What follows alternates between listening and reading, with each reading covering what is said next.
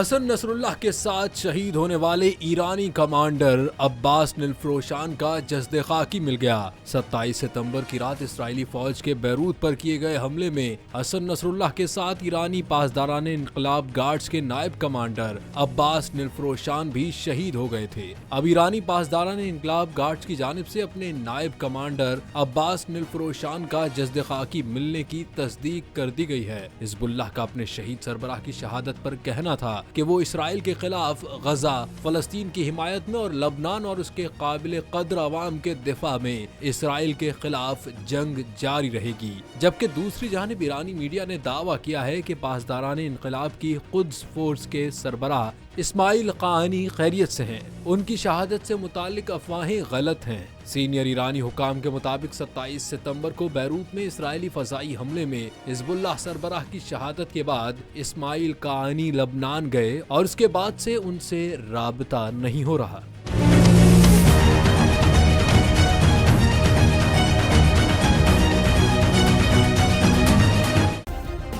Subscribe کریں اور بیل دبائیں تاکہ کوئی خبر رہ نہ جائے۔